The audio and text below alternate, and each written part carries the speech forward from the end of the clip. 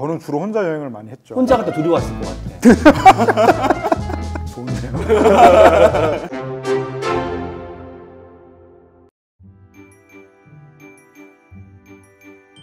안녕하세요. 시흥계의 개구쟁이, 문화계의 수묵 명콘텐츠 컬렉터 오은입니다. 안녕하세요. 작사계의 시인이자 시인계의 작사가 귀염둥이 구현우입니다. 귀염둥이라고 매달 소개하니까 이제 진짜 귀여워 보이려고 해요. 저 진짜 매달 이 말만은 빼고 싶은데 대체할 말을 못 찾고 있어서 오늘 어떤 콘텐츠 소개하기로 했죠? 오늘은 마스크 시대잖아요, 지금이. 네. 그래서 어디 여행을 가기가 굉장히 힘든 시대인데 대리 여행하는 기분을 낼 수 있는 아하. 그런 콘텐츠를 함께 소개해 보려고 합니다. 오늘 뭔가 네. 예전에 나왔던 분이 또 나오신다는. 그렇죠. 약간 기시감이 있죠. 그러니까 아나바다 운동도 아니고 또 쓴다는 거잖아요, 지금. 어떤 분이 오셨죠, 또? 컴플렉스 최초 2번 출연해 주신 아하. 주성철 평론가님 모셨습니다. 네, 안녕하세요. 반갑습니다. 아이고. 피부가 많이 좋아지셨어요? 요즘 뭐 관리를 좀 받으시는 것 같은데. 훨씬 어려지신 것 그러니까. 같아요. 콤플렉스에 또 초청을 받아서 네. 좀 신경을 썼습니다. 아. 지난번에도 제가 급하게 미용실을 갔다 왔죠. 아, 맞아요. 그래서 막 안경이랑 볼에 머리카락 붙어 있었죠. 그때는 또 옷도 새 옷이어서 여기 새로 사면 여기 자국 있잖아요. 가족 영화에 맞게 집에서 편하게 입는 옷을 입고 오라고 하셨는데 이런 걸 보면서 격조 있는 집안에서 계신 걸로 제가 생각이 되네요. 오늘은 옷은 또 한번 입으신 거 다시 입으시는 느낌이 나서 편해지셨다 생각이 들기도 하네요. 고맙습니다. 와주셔서. 최근에 어떻게 지내셨어요? 최근에 계속 고정으로 출연하고 있는 방구석 일력 하고 열심히 하고 있고요. 또 예전 동료들하고 유튜브 채널 하나 개설을 했어요. 무비건조라고. 무미건조가 아니라 무비건조. 또 방구석 1년 말씀해 주셨는데 최근에 또 MC5께서 방구석 1년에 출연을 해 주셨잖아요. 해주셨다라는 건 뭔가 제가 해드릴게요. 뭐 이런 느낌으로. 늘 삼고초려로 모시기 때문에. 어렵게 모시는 해드릴게요. 주성철 평론가님이 보시기에 영화 보는 안목이 늘고 있는 것 같은지. 사실 저희는 오은 신이 나오신다고 할 때마다 다들 축제 분위기예요. 믿고 부르는. 그렇죠. 오늘 주제가 마스크 시대 대리 여행하는 기분을 낼 수 있는 콘텐츠인데 MC9께서 먼저 소개를 해주시죠. 네, 제가 오늘 소개하려는 콘텐츠는 아마 모두 알고 계시지 않을까. 고독한 미식가. 고독한 미식가. 네, 원작은 만화죠. 마츠시게 유타카 그 배우분 하라가 했다. 하라가 했다. 하라가 했다. 하라가 했다. 라고 말을 하면은 이제 음식점을 찾아가는. 네, 어떤 갈등이 있다거나 무슨 특별한 소사가 있다거나 이게 아니라 음식점을 찾아가서 혼자서 밥을 먹는. 이 드라마는 굉장히 이제 짧은 에피소드로 이루어져 있는데 이노가시라 고로라는 이 캐릭터는 어떤 자파상 같은 직업을 갖고 있어요. 전국 곳곳을 돌아다니면서 화상. 고독한 미식가이기 딱 좋은 그런 직업인데 또 이 드라마 주인공의 특징이 있다면 이분이 항상 우롱차를 시키세요. 우롱차. 네, 이게 술을 못 드시는 캐릭터인 거예요. 그러니까 이 드라마에 나오는 음식점이 실제 영업을 하는 음식점들이에요. 네, 그 원작자분이 또 가서 이제 먹는데 이분이 술을 못 먹는 캐릭터를 만들어놨음에도 맨날 술을 드세요. 맨날 취해요, 끝에 보면. 가보고 싶은 그런 음식점이 굉장히 많이 나오는 드라마이고요. 왠지 주성철 평론가님은 혼밥 잘하실 것 같은데. 혼밥 즐기고 있죠. 즐기고 있고 고깃집에서 아직 그려보지 못한 게 조금 고민이에요. 근데 말씀하신 이 작품 저도 되게 좋아해서 이렇게 썸네일을 이렇게 보다가 돌리다가 제가 좋아할 만한 음식 있으면 클릭해서 보고 보다 보면은 뭔가 대리만족이 된다가 굉장히 강하더라고요. 고독한 미식가는 어쨌든 일본이 배경인 드라마잖아요. 네, 그렇죠. 외국에 가셔서 먹었던 음식 중에 기억나는 게 있을까요? 먼저 MC9부터. 필리핀 세부.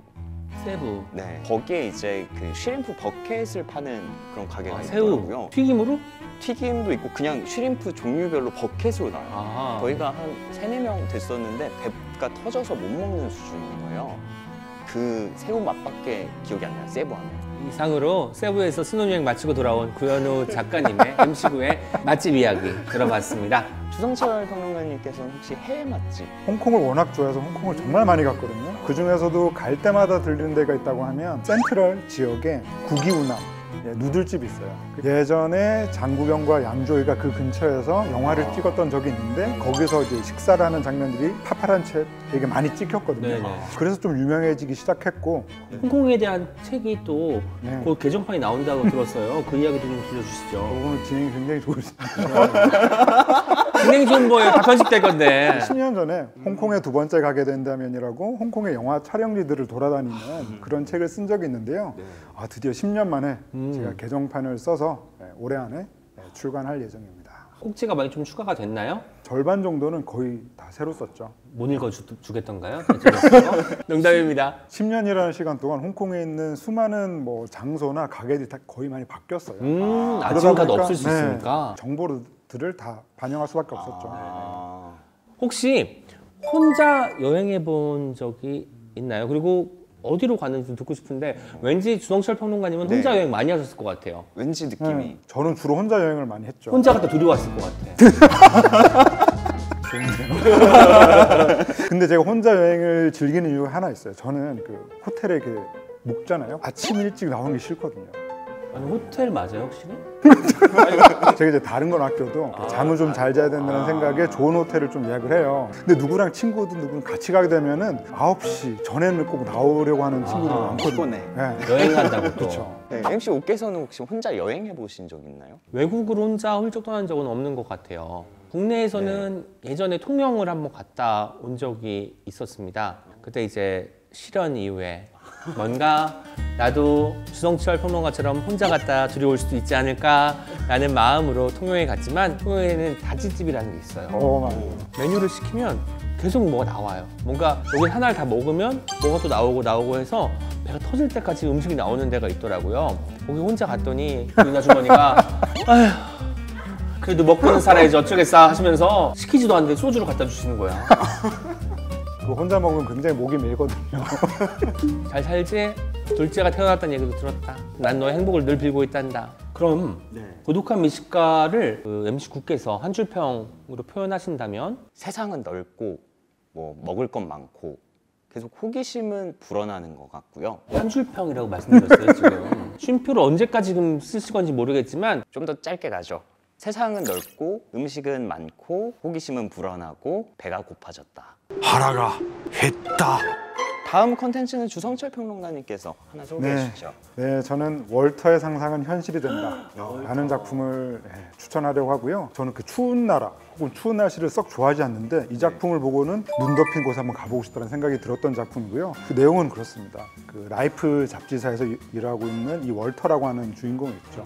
벤 스틸러가 연기를 하고 있는데요. 그 라이프지가 사진으로 굉장히 유명하잖아요. 네. 그런 사진들 다 바로 이 벤 스틸러가 이 작품에서 그런 후반 작업을 담당하고 있는 사람이거든요. 그러니까 사실은 굉장히 전문가이고 그러네. 그런 사진들을 다 손봤던 사람인데 이 라이프지가 이 디지털 시대로 인하여 곧 문을 닫을 위기에 처하게 되죠. 그러면서 마지막 라이프지를 만들어야 하는데 아직 표지가 도착하지 않은 거예요. 그래서 이 표지 사진을 찍는 그 사진 작가를 찾아서 아이슬란드까지 직접 가게 된다는 내용인데요.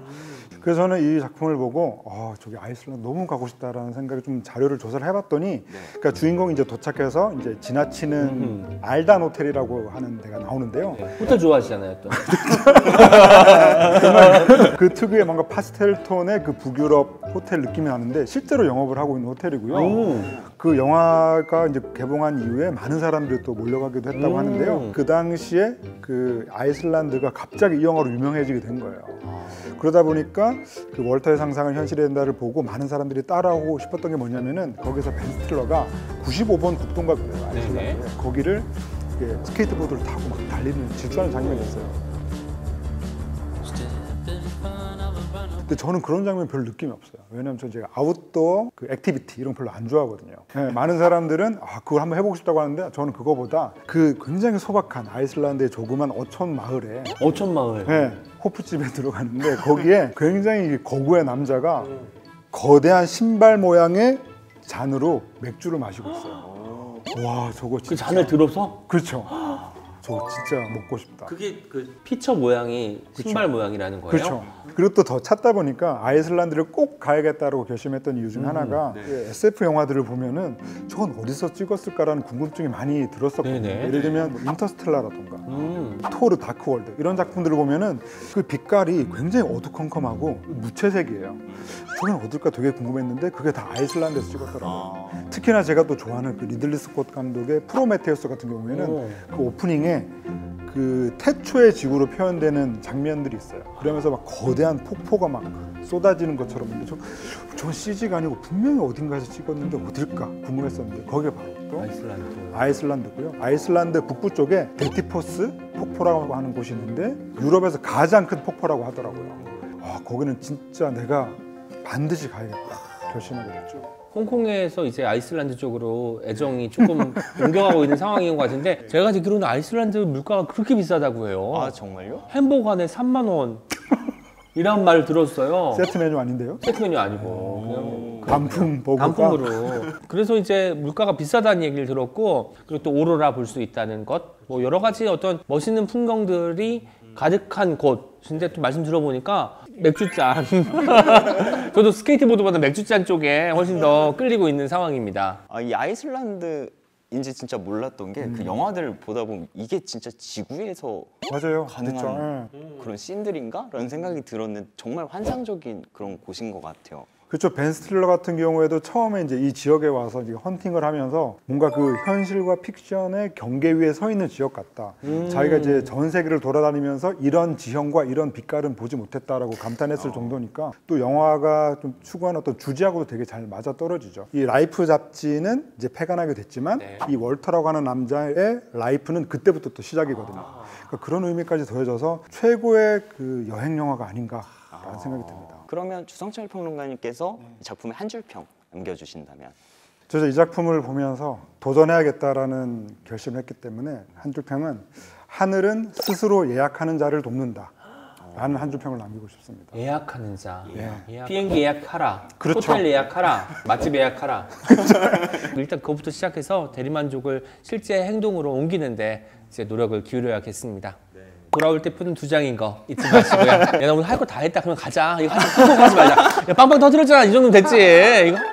네, 그럼 마지막으로 MC 옥께서 콘텐츠 하나 소개해 주세요. 제가 가지고 온 건 영화고요. 영화의 제목은 후쿠오카.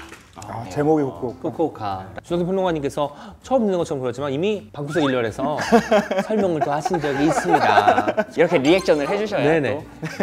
그 후쿠오카라는 영화가 찾아보니까 작년 영화더라고요. 저는 사실 영상을 볼 때 영화가 꽤 된 줄 알았어요. 왜냐면 영상이 뭐랄까 조금 옛날 느낌? 흐릿하고 희미한 느낌이 드는 톤이더라고요. 근데 알고 봤더니 영화를 다 보고 나서 왜 그렇게 처리를 했는지도 조금 짐작할 수 있었는데요. 후쿠오카에 등장하는 2명의 남자 주인공이 있습니다. 이 남자 주인공 이름 한 명은 재문이고 한 명은 해효예요. 아시겠지만 배우 이름을 그대로 따서 이제 쓴 것인데 등장인물의 이름을 굳이 다른 이름으로 지을 필요가 있냐라고 하는 게 이제 장렬 감독의 이제 생각이신 거죠. 그냥 그 이름이 되는 것만으로도 이제 배우들은 그 인물을 더 가깝게 느낄 수 있다. 뭐 이런 말씀을 하셨더라고요. 역시 주성철 평론가님 같이 방송하기 참 좋은 분이에요. 어떤 질문을 해도 다 답을 해주십니다.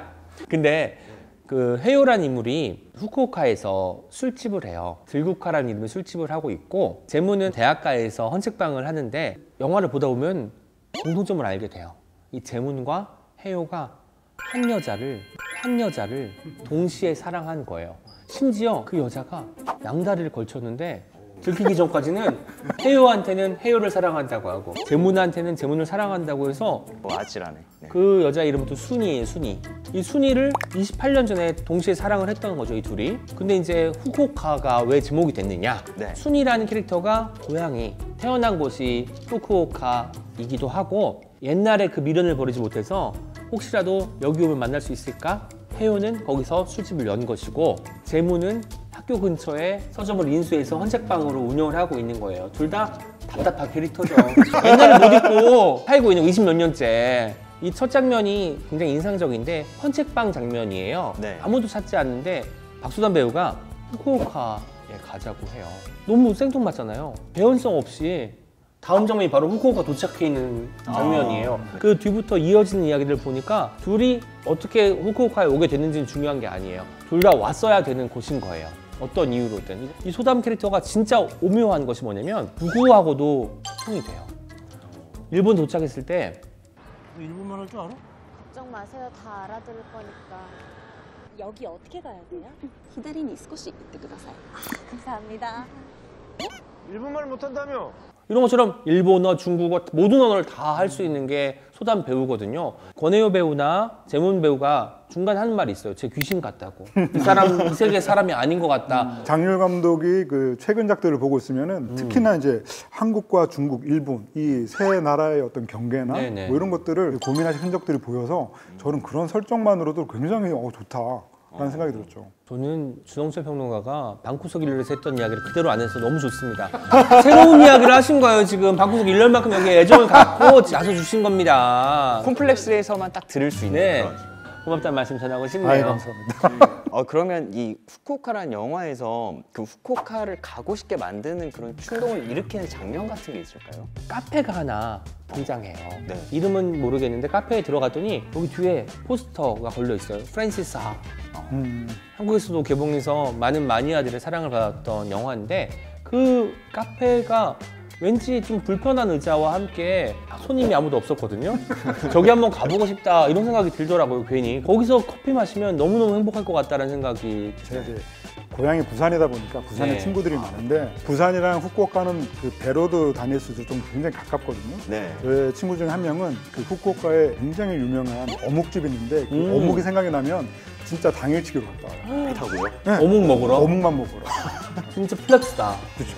몇 시간 걸리길래 가는 걸까요? 3시간 이내죠. 배로 가도. 후쿠오카 한번 갑시다. 제가 듣기론 후쿠오카라는 영화가 경기 인디 시네마에서 선정한 작품이라고 합니다. 네, 지금 말씀 주신 경기 인디 시네마는 경기 콘텐츠 진흥원에서 운영하는 독립 예술영화 지원 사업인데요. 무료 관람권, 페이백, 굿즈 이벤트 등 다양한 독립 예술영화 관람 혜택을 만날 수 있다고 해요. 지금 네이버 시리즈온에서 다양한 작품들과 함께 이벤트도 진행하고 있으니까 관심 있는 분들은 얼른 찾아보시면 좋을 것 같습니다. 그러면 이 후쿠오카에 대한 MCO의 한 줄 평 말씀해 주시죠. 한 줄 평을 이야기하기에 앞서 이 후쿠오카라는 영화는 두 개의 세계를 계속 들여다보게 하는 것 같아요. 서울과 후쿠오카, 그리고 지금과 대학 시절, 왠지 이생과 전생 이런 것들을 계속 헤아리게 만들고, 그런 것들 때문에 제가 아까 그 후쿠오카라는 영화가 굉장히 좀 채도가 낮고 요즘 영화가 아닌 것 같은 느낌이 들게 하는 요소가 있다고 했는데 가장 적절한 화면을 만든 것 같더라고요. 그래서 저는 이 영화를 이렇게 정리하겠습니다. 여행에서 만날 수 있는 가장 기묘한 이야기. 별로 수긍 안 하시는 것 같은데 오늘 제 한 줄 평이 제일 좋은 것 같아요. 다음번부터 이 자리에 주성철 평론가님께서 앉아 계실 거고요. 어떻게 될지는 두고 봐야겠습니다. 그러면 가장 먼저 어디로 여행 가고 싶으신지, 왠지 주성철 평론가님께서는 아까 말씀하셨던 아이슬란드일 것 같은데 다른 곳이 있을까요? 홍콩이죠, 저는. 아. 제 2의 고향 홍콩입니다. 저는 한 20살 때부터의 로망이 아일랜드였어요. 아일랜드. 네. 일단 그 유투의 아하, 나라라는 분노의 것도 나라. 있었고, 위스키의 나라. 위스키의 나라. 그렇죠. 그리고 우리나라랑 그 역사가 좀 비슷한 점들이 있잖아요. 어떤 식민지의 그런 그렇죠. 영화로도 많이 역사라든지. 드러나기도 하고. 네, 그리고 거기 갔다 왔던 지인들한테 듣기로는 술을 먹는 정도가 한국인하고 상당히 비슷하다고 하더라고요. 포금하는 그런 분위기. 마시면 죽을 때까지 마신다. 이게 있다고 하시더라고요. 네, 기승전 술이지만 네, 그런 생각이 들고요. 그럼 MC 옥께서는 끝나면 홍콩에 한번 다녀오고 싶은데, 왜냐면 제가 홍콩에 이제 야경을 같이 따로 갔다가 같이 올게요.